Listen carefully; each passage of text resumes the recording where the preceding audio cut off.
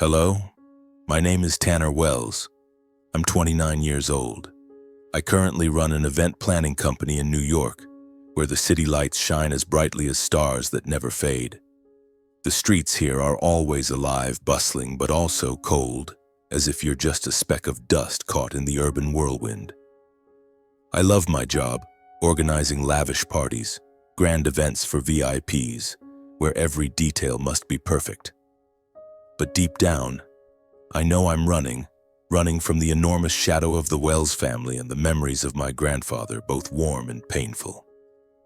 I grew up in Greenwich, Connecticut, a town where magnificent mansions hide behind ancient oak trees, meticulously trimmed green lawns and white picket fences that seem to step out of a painting. Greenwich is a symbol of wealth, but to me it always carried a sense of emptiness. My parents divorced when I was young, just 7 years old. My mother, a gentlewoman with sad eyes, couldn't bear my father's domineering nature, Conrad Wells. He was the eldest son of the Wells family, a dynasty with a storied history dating back to my grandfather, Frederick Wells, the founder of a powerful real estate and finance conglomerate. When my mother left, she left me in the vast, cold mansion where the only sounds were my father's footsteps and the unspoken tensions between him, Uncle Philip, and Aunt Elaine. The Wells family is not just a name, it's an empire. My grandfather Frederick laid the foundation with his colossal real estate and finance conglomerate. From the 1960s, he transformed barren lands into luxurious urban developments, skyscrapers in Manhattan, and investment funds that commanded respect in the financial world. My grandfather was a tall, robust man with sharp eyes that seemed to see through everything. But to me, he wasn't just a legendary businessman. He was the one who taught me how to tie a fishing line, how to balance on a snowboard, and most importantly, how to live without being blinded by money. Memories of my grandfather are the brightest pieces of my childhood. I remember early mornings when the sun was just rising, and he'd take me to the lake behind the house to fish. He'd sit on a folding chair, his baseball cap tilted, telling stories of his youth. Days when he started from nothing, working day and night to build the conglomerate. "Tanner," he'd say, his voice deep and solid as rock. "Money is a tool, not a purpose. Don't let it control you." I'd nod, though I didn't fully understand back then.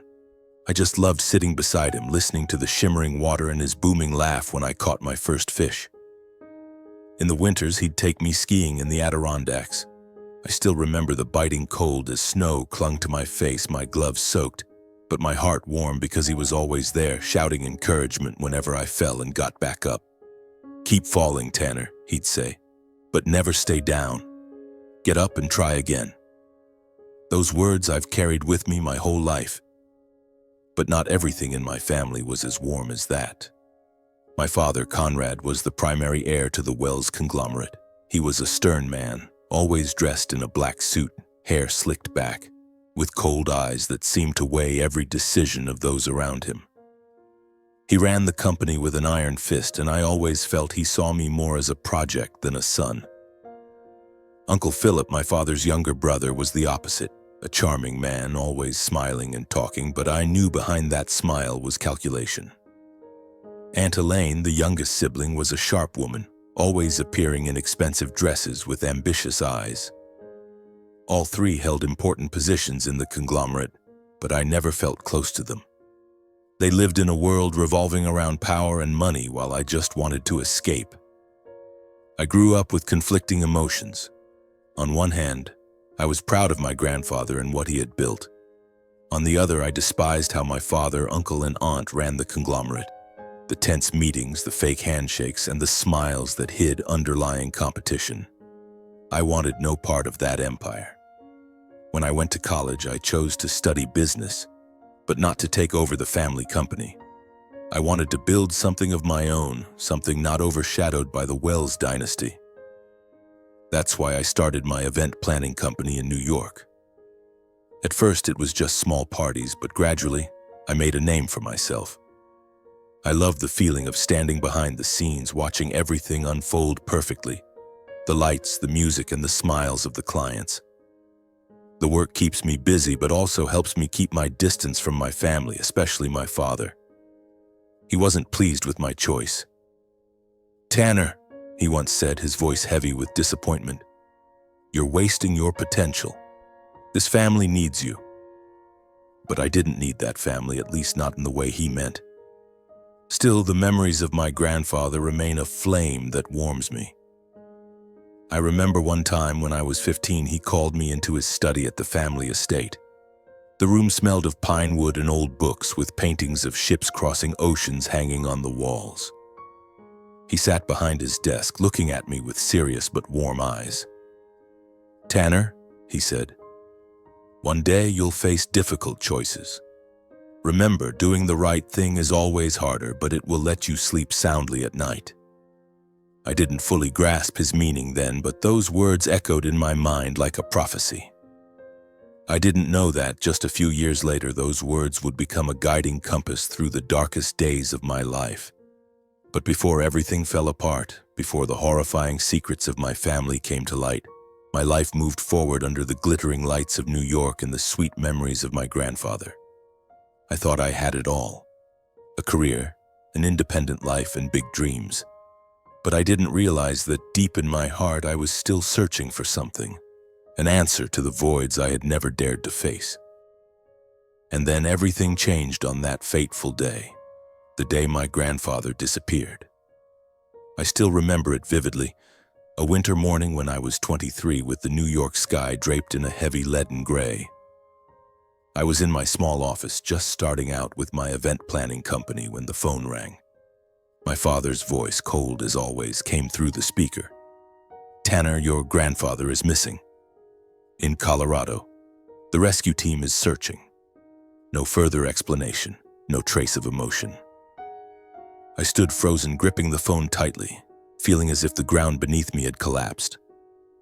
My grandfather, Frederick Wells, the man as unyielding as a mountain, had vanished during a skiing trip in Colorado. He loved those snow-covered slopes, where he once taught me how to glide on a snowboard and get back up after every fall. This time, he went alone, a rare occurrence, as he usually preferred company, whether it was me or an old friend. The initial report from the rescue team said he was caught in a sudden blizzard. Colorado's storms could swallow anyone, even someone as experienced as my grandfather. But I couldn't believe it. Not my grandfather, not the man who always had a plan for everything, who once told me, "Every step must have a purpose." I flew to Colorado that same day, clinging to a fragile thread of hope. When I arrived, the biting cold cut into my skin, but the chill in my heart was far harsher.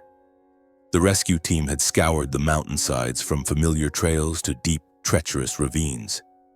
They found his snowboard, snapped in two, lying alone near a cliff's edge. A torn glove was also discovered, stained with dried blood. But there was no trace of him, no clues. It was as if he had dissolved into the storm. The days that followed were a nightmare. I stayed in Colorado, joining the search efforts, ignoring the freezing cold that numbed my limbs and the howling winds that seemed to tear away every shred of hope. My father, Uncle Philip, and Aunt Elaine were there too, but they weren't like me. My father stood there, his face rigid, directing the rescue team as if he were chairing a board meeting. Uncle Philip was restless, constantly checking his phone, as if more concerned about some business deal than about my grandfather. Aunt Elaine, with her sharp eyes, spoke in curt sentences. "We've done all we can." I looked at them and wondered, why didn't any of them seem as broken as I was? Why could they stand there, so composed, while my heart felt like it was being ripped apart? After 2 weeks of relentless searching, the rescue team called it off. "There's no hope left," they said, their voices flat like reading a report. The police concluded, "Missing. Cause unknown. No signs of foul play, no evidence beyond the snowboard and the glove." The media began to buzz. Frederick Wells, billionaire tycoon, lost in a blizzard. Some tabloids even spun ridiculous stories, that he was kidnapped by a business rival, or that he deliberately vanished to live a reclusive life. Each word I read made my blood boil. They didn't know my grandfather, the man I was certain would never abandon his family, would never leave me. without a goodbye. The family decided to hold an annual memorial on the day he went missing. The memorial took place at the family estate in Greenwich, where I grew up. The grand mansion, with its marble columns and Persian rugs, now felt like a tomb. Guests arrived in droves, from business partners to my grandfather's old friends. My father stood to speak, his voice low and somber but theatrical, as if performing a carefully staged role. Frederick Wells was a father, a leader, a legend, he said, and the crowd nodded and clapped. But I just sat there, clutching my glass of wine, feeling like a stranger in my own home. I couldn't stand how they turned our family's loss into a hollow social event, filled with empty laughter. I returned to New York right after the ceremony, trying to bury my pain in work. My company began to grow, bigger contracts came in, and I gradually made a name for myself in the event planning industry. But every night, as the city lights dimmed, I found myself sitting alone, thinking of my grandfather. I wondered what he felt in his final moments. Was he afraid? Did he call out my name? I couldn't accept that he was gone, but I didn't know what else to do except believe the official conclusion. The storm had taken him, and I had to learn to live with that. My relationship with my father grew even more distant. We were never close, but after my grandfather's disappearance, things got worse. He wanted me to join the Wells conglomerate, to take a leadership role. "This is your legacy," he said, his voice heavy with expectation. But I didn't want it. I didn't want to live in the world he, Uncle Philip, and Aunt Elaine controlled, a world full of calculations and pretense. Our arguments grew fiercer, to the point where we went months without speaking. I built my life in New York, trying to create a world of my own where I didn't have to face the shadows of my family. But deep down, I knew I had never truly let go. Every time I saw a baseball cap like the one my grandfather used to wear, or heard someone mention Colorado, my heart would ache. I kept a photo of him in my wallet, him standing by the lake holding a fishing rod, his smile as radiant as the sun. That's how I wanted to remember him, not through newspaper articles or hollow memorial ceremonies.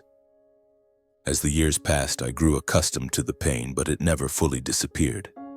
It was like a scar, always there, reminding me of the man who shaped who I am. I thought I would continue living like that, carrying the memory of my grandfather like a silent companion.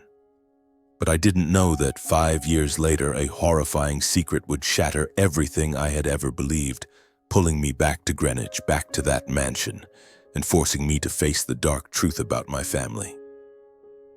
In 2023, my life turned a new page. I married Ava, the woman who brought light back into my world. Ava was unlike anyone I had ever met. She was an architect, with glossy brown hair always tied up high and eyes so bright they seemed to speak. She had a way of seeing the world that was both practical and inspiring, as if every building, every wall told a story. Our wedding took place at a luxurious hotel in Manhattan, an event I organized myself, with twinkling lights, white orchids draped across the hall, and the laughter of hundreds of guests. Standing there, holding Ava's hand, I felt like I had finally found a place where I belonged. But even in that moment of happiness, I felt a void. My grandfather wasn't there to see me grow up, to see me happy. Early in 2024, I decided to bring Ava to Greenwich for the 5th annual memorial for my grandfather. It was her first time at the family estate, and I wasn't sure I was ready for her to step into that world. As we drove through the large iron gates, Ava squeezed my hand, her smile gentle. "It's more beautiful than I imagined," she said, her eyes sparkling as she looked at the perfectly trimmed rows of trees. I just nodded, trying to suppress a sense of unease. I didn't want her to see the dark side of my family, but I knew I couldn't hide it forever. The memorial was held in the grand hall of the estate, where Persian rugs stretched across the floor and crystal chandeliers glittered like stars. Guests arrived in droves, as they did every year, from business partners of the Wells conglomerate to my grandfather's old friends.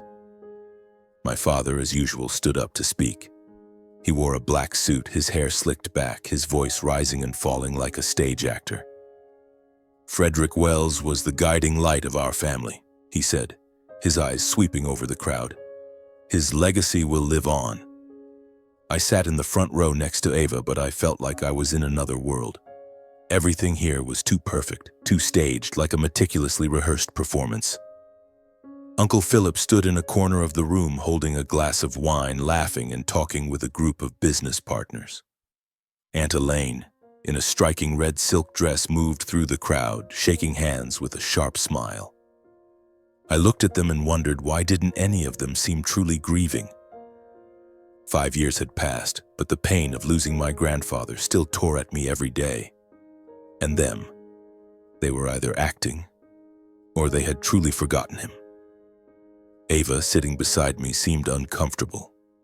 She squeezed my hand lightly and whispered, "Everything here. It's like a theater stage."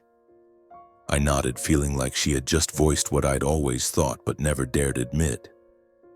After my father's speech, everyone began moving to the dining room, where an elaborate feast was prepared with exquisite dishes and expensive wines.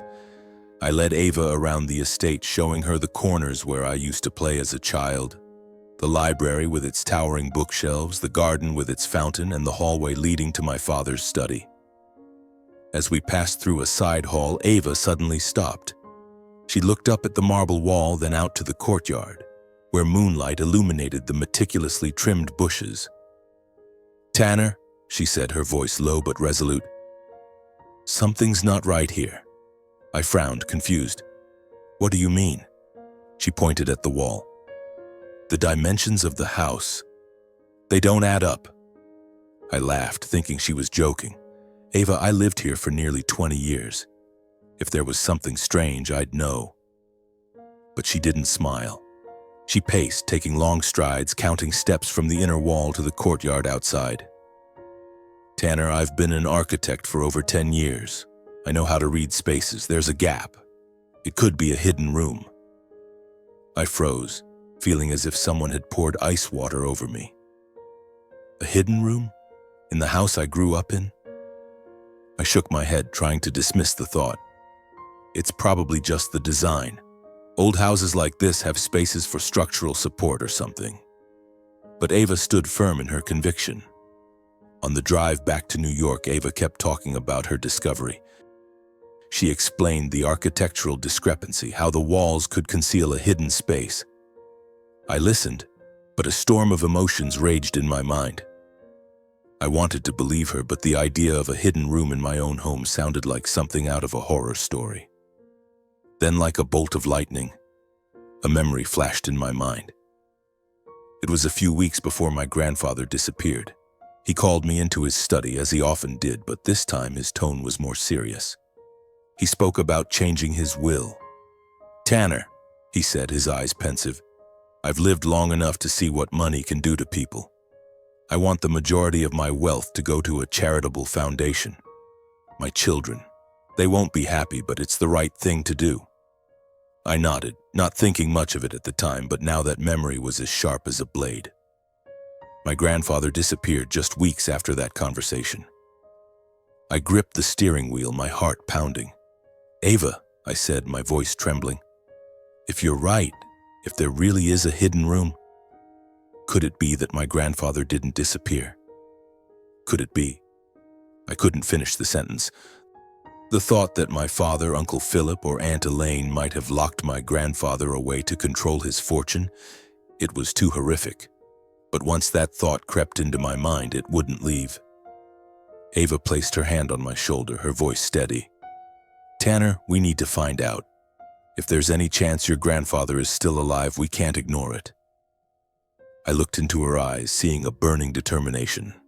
And in that moment, I knew I had to investigate and uncover the truth, no matter how painful it might be. In the days following the memorial, I couldn't stop thinking about the hidden room Ava had discovered.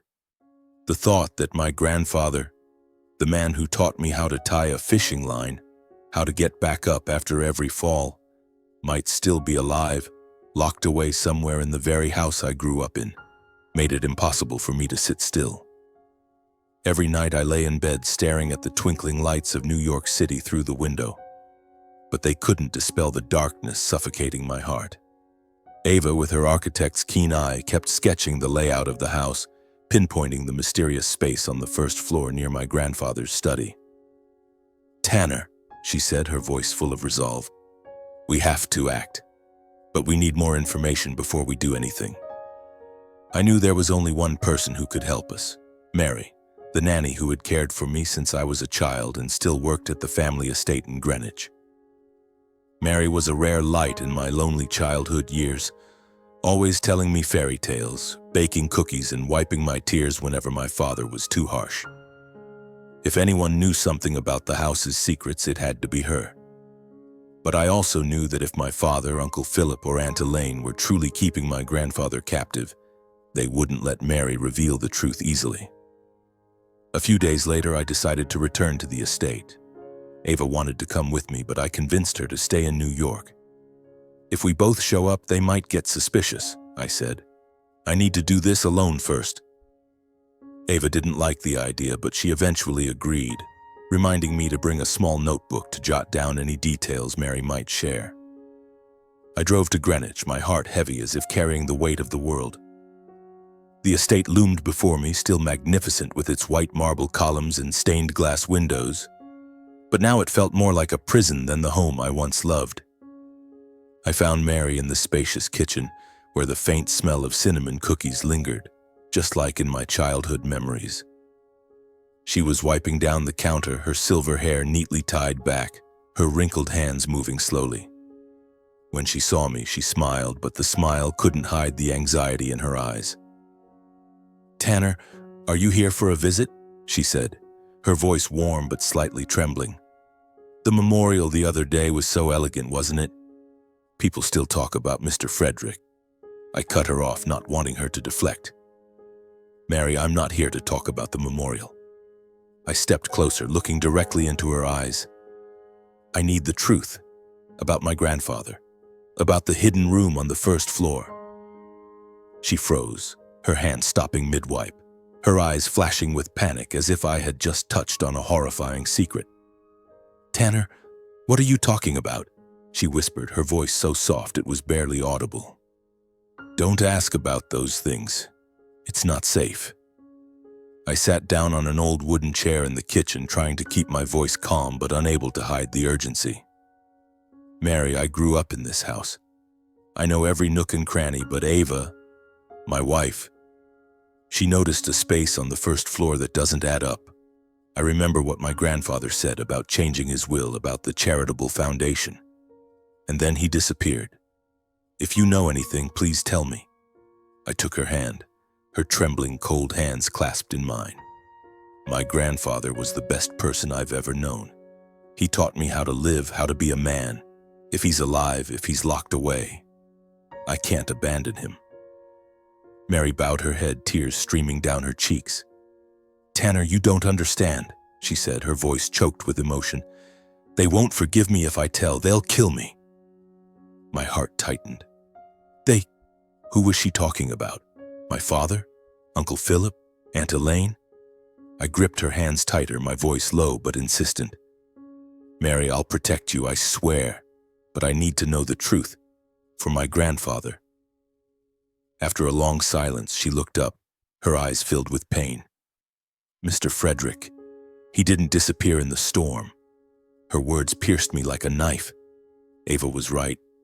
I felt the blood in my veins turn to ice, but I forced myself to stay calm, waiting for her to continue. "They, Mr. Conrad, Mr. Philip, and Miss Elaine, they locked him away in a hidden room near the study. I was forced to care for him, to bring food and water through a small slot in the false wall. They threatened to kill me if I told anyone." I gripped the chair tightly, trying to contain the rage erupting in my chest. "Locked him away? His own children?" Mary nodded, tears streaming down her face. "They didn't want him to change the will. They wanted to keep the fortune, not let it go to the charitable foundation. I begged them to let him go, but they wouldn't listen. That room, it has a surveillance camera and an electronic lock. Only Mr. Conrad and Mr. Philip know the code. If I brought you or anyone unfamiliar near it, the system would lock all the doors and send an alert to Mr. Conrad. I felt as if the world was crumbling around me. My grandfather, the man as strong as a mountain, locked away like a prisoner by his own children. I wanted to scream, to run to that wall and tear it down, but I knew I had to stay composed. "Mary," I said, my voice trembling, "I'm going to find a way to save my grandfather, but I need your help." Mary nodded, warning me not to approach the hidden room through the main entrance under any circumstances. I left the estate, my mind spinning as if caught in a whirlwind. On the drive back to New York, I called Ava, recounting everything Mary had revealed. Her voice over the phone was tense but resolute. "Tanner, we can't go to the police yet. Mary's words, as heartbreaking as they are, aren't enough for proof. If your father gets an alert from the system, they might move your grandfather or worse." I gripped the steering wheel, knowing she was right. "So what do we do?" I asked, a mix of helplessness and burning anger raging in my chest. "We need a plan," Ava replied, "and we need to act fast." Back at the apartment, Ava had spread a large sheet of paper across the dining table next to a steaming cup of coffee and her laptop. She had contacted a friend from architecture school who had access to Greenwich's city building records. "They sent me the original blueprints of the estate," Ava said, pointing to the laptop screen. The blueprints appeared, detailed down to every wall and pipe. Ava zoomed in on the first floor near the study where Mary had described the false wall. "Here," she pointed to a blank space on the blueprint. "This room isn't labeled, but it exists. The false wall hides it." I stared at the blueprint, feeling like I was looking at a map to a horrifying truth. Ava continued, her voice steady. "We can't go through the main door because of the electronic lock and surveillance camera. But if we break through the wall from the outside near the garden, we might bypass the security system." I nodded, picturing the false wall hidden behind the large tapestry Mary had mentioned. "But how do we avoid being detected?" I asked. "The estate has guards, and if my father gets an alert—" Ava cut me off, her eyes lighting up. "Does your father have any upcoming business trips? If he's away, we'll have a window." I recalled my father's schedule. He frequently traveled to Chicago or London for board meetings with the Wells conglomerate. "Next week," I said. "He's going to Chicago for 3 days.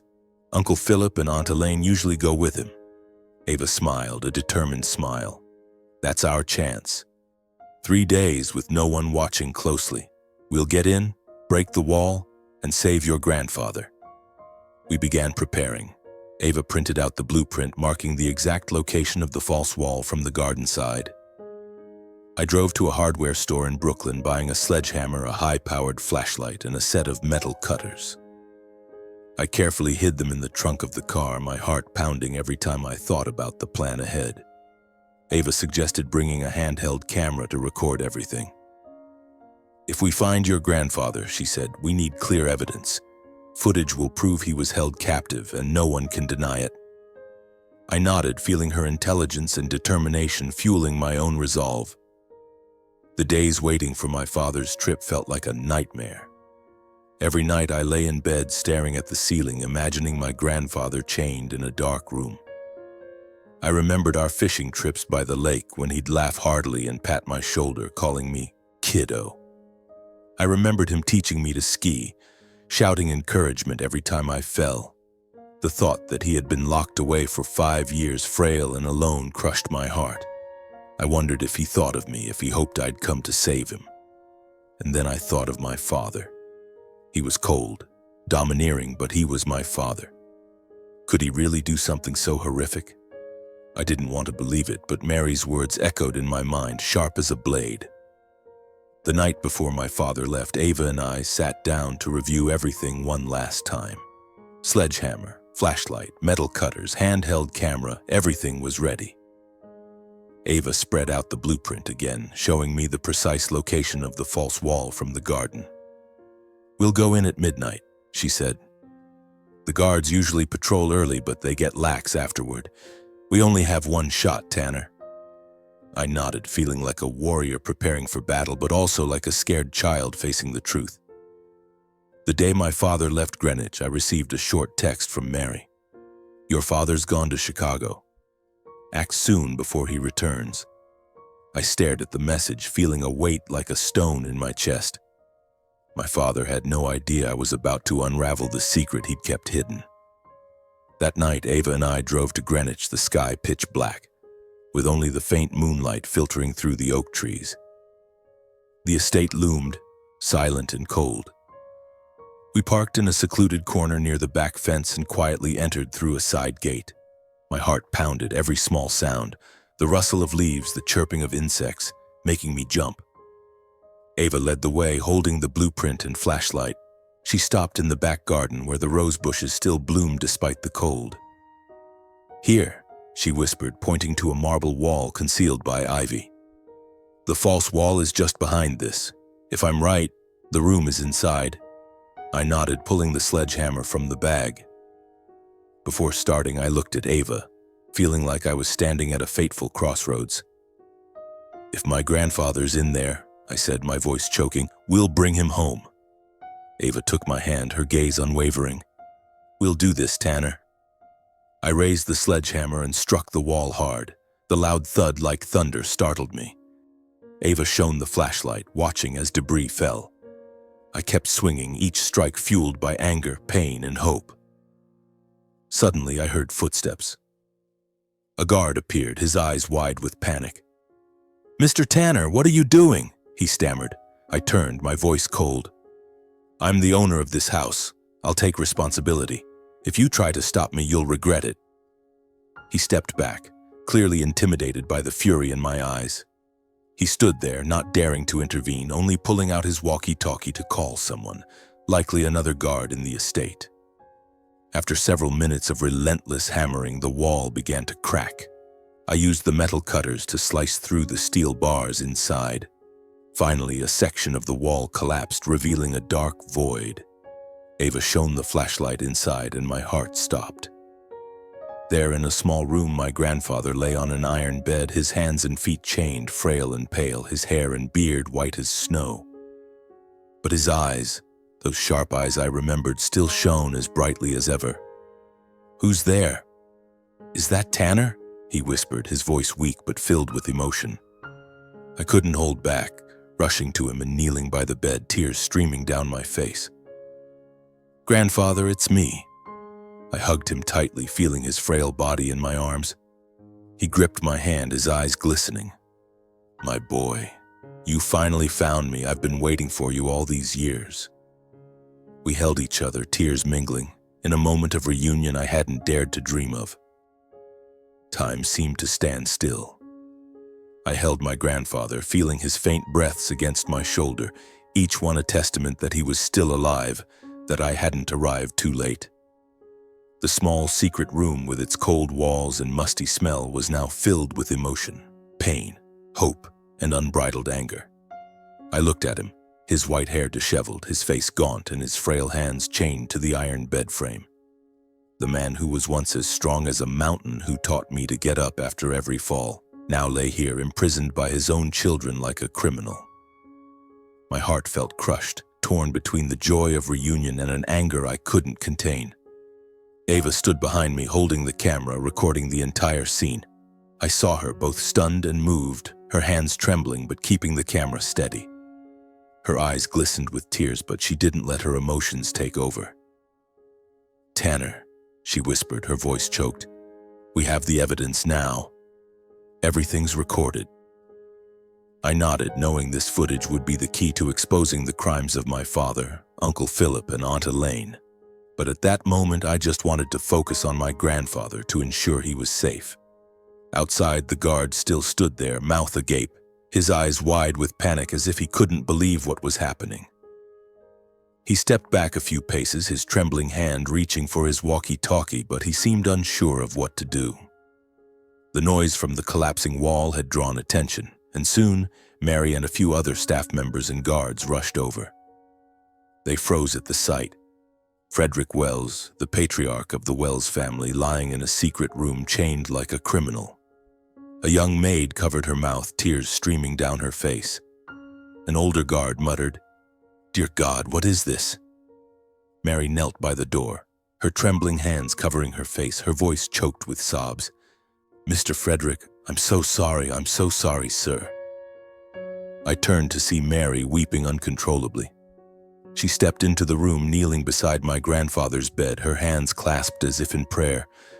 "Mr. Frederick, please forgive me," she said, her voice breaking. "I didn't want to do it. They forced me.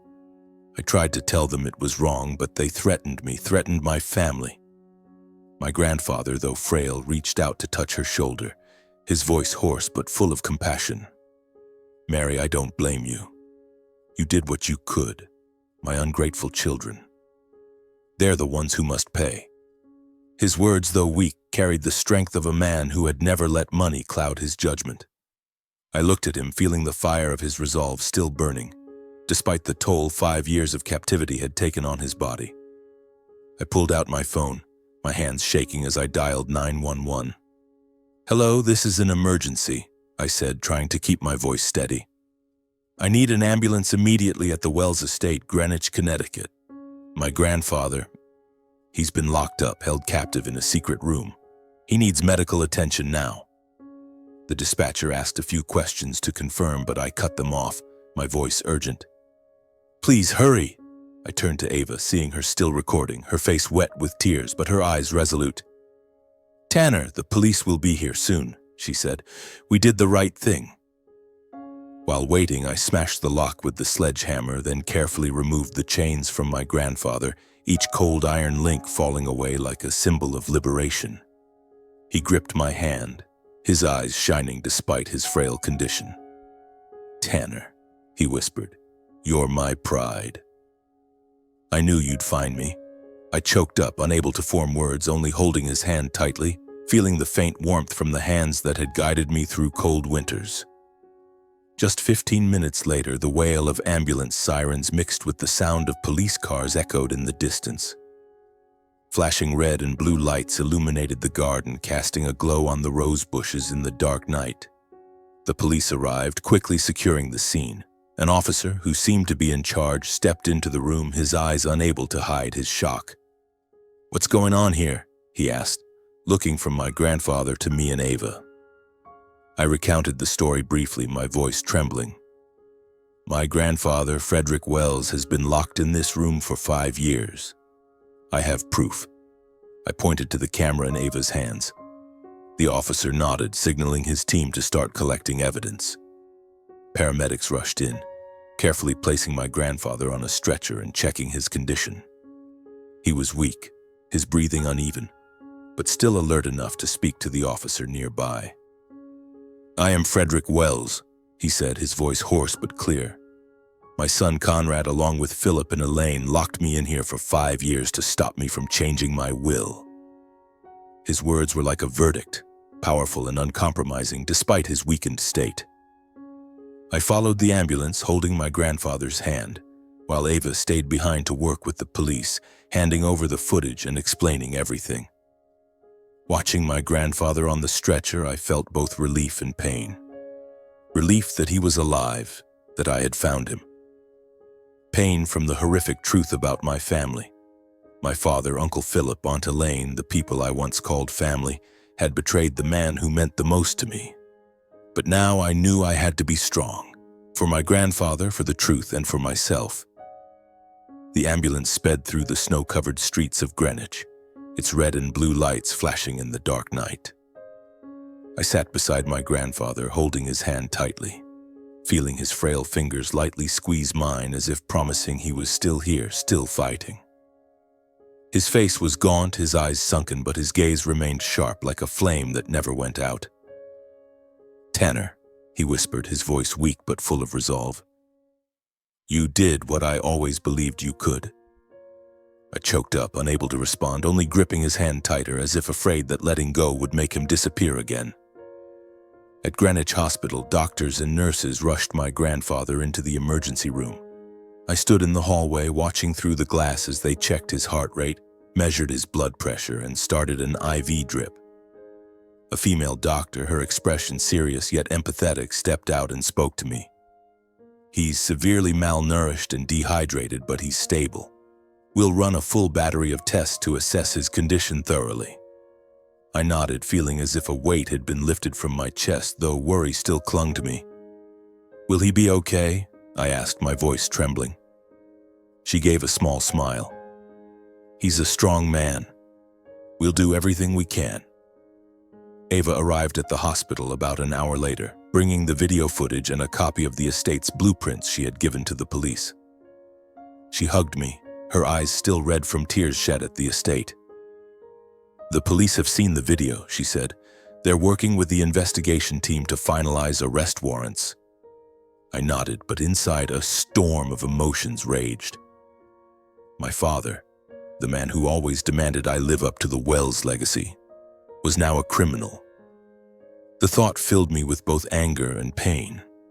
After a few hours, when my grandfather had stabilized, a detective, Lieutenant Harris, came to meet us at the hospital. He was a middle-aged man with graying hair, his sharp eyes tempered by a lack of coldness. Mr. Frederick is alert enough to give a statement, he said. We need you and Ms. Ava present to clarify some details. We entered the hospital room where my grandfather lay on the bed, an IV line in his arm. He still looked frail, but his eyes were brighter, as if his liberation had breathed life back into his body. My grandfather began to speak, his voice hoarse but clear, like a man determined to let the truth be known.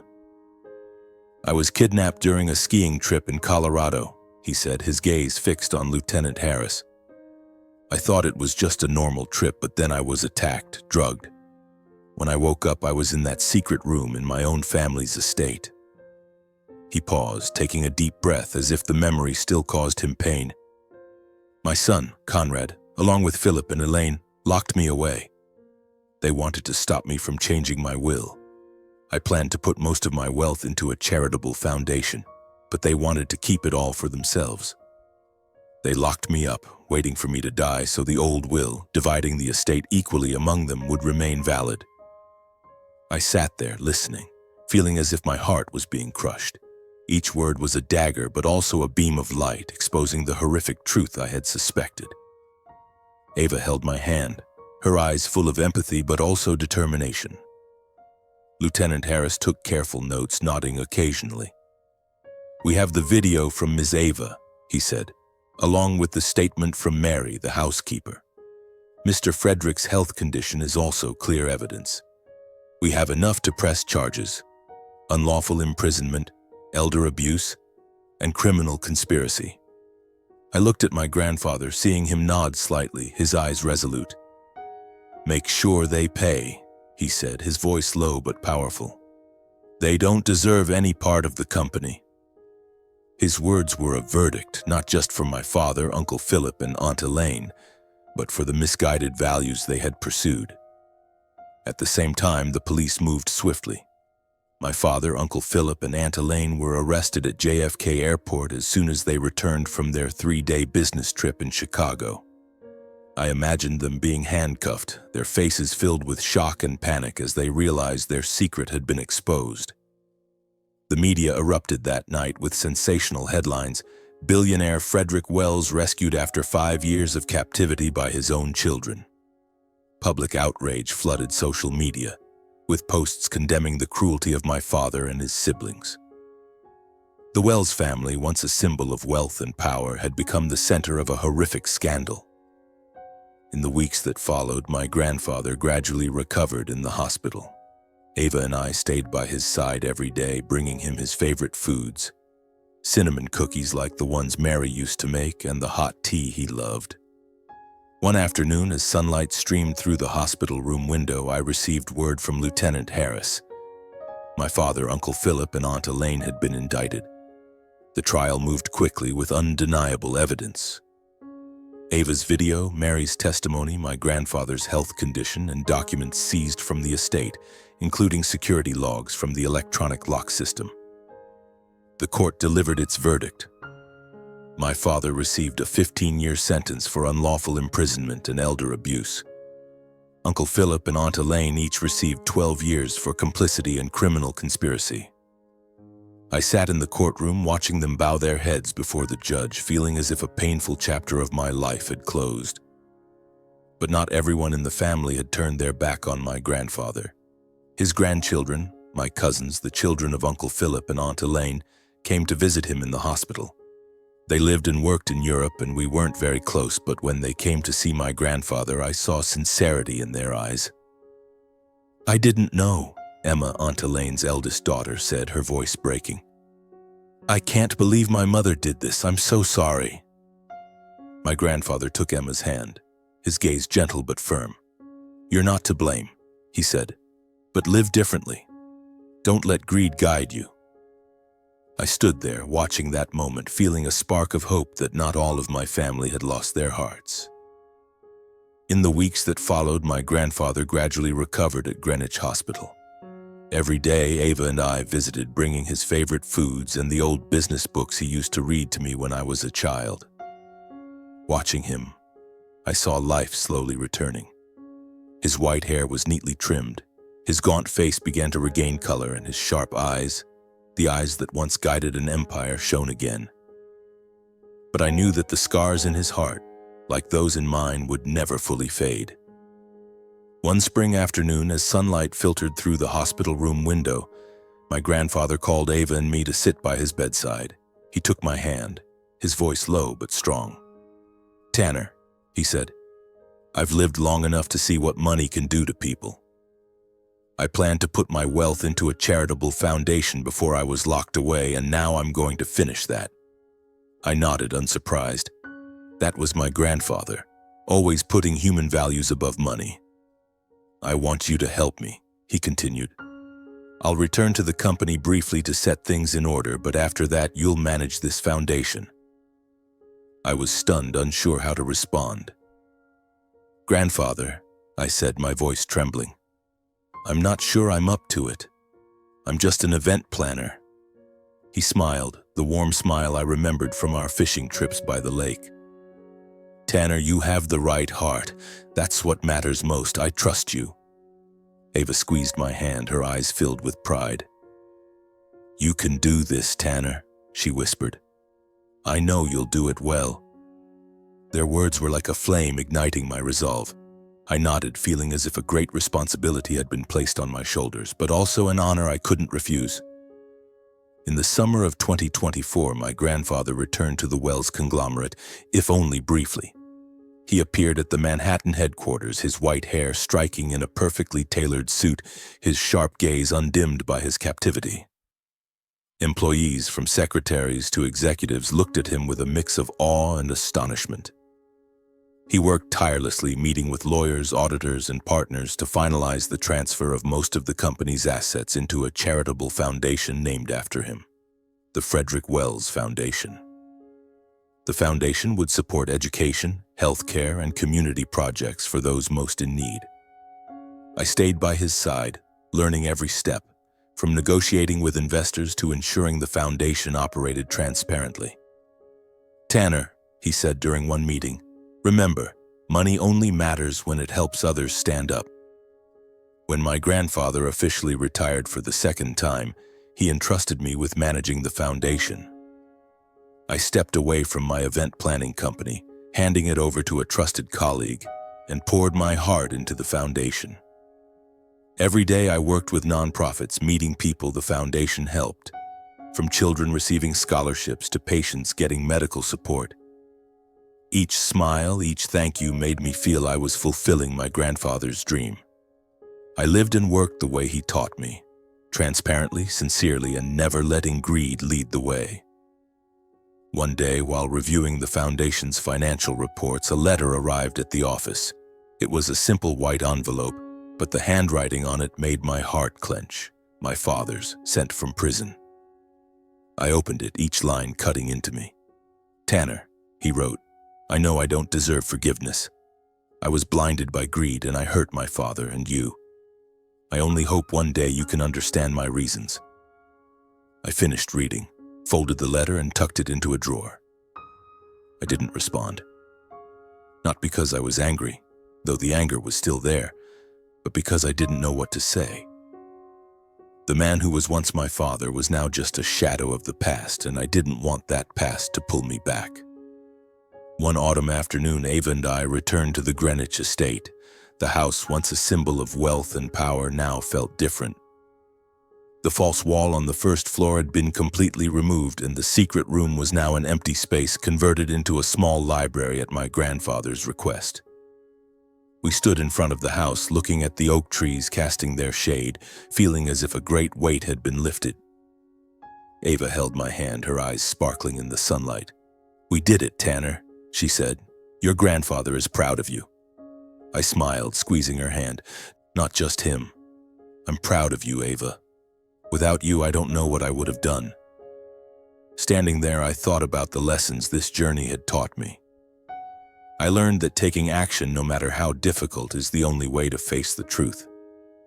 I learned that trusting those who love you, like Ava, like my grandfather, is the greatest strength. And I learned that blood isn't always what makes a family.